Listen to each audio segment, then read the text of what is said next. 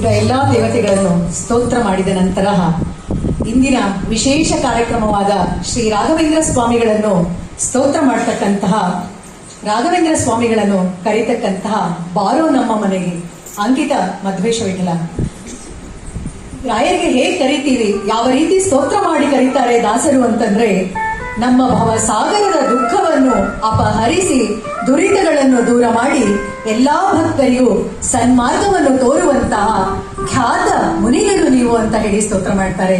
ಮೊದಲನೇ ಅವತಾರವಾದ ಪ್ರಹ್ಲಾದ ಅವತಾರದಲ್ಲಿ ಹೇಳ್ತಾರೆ, ಬಾಲ ಪ್ರಹ್ಲಾದನಾಗಿ ಶ್ರೀ ನರಸಿಂಹ ದೇವರ ಪ್ರಾದುರ್ಭಾವ ಮಾಡಿಸಿದಂತಹ ಮಹಾ ಮಹಿಮೆ ಉಳ್ಳವರು ನೀವು.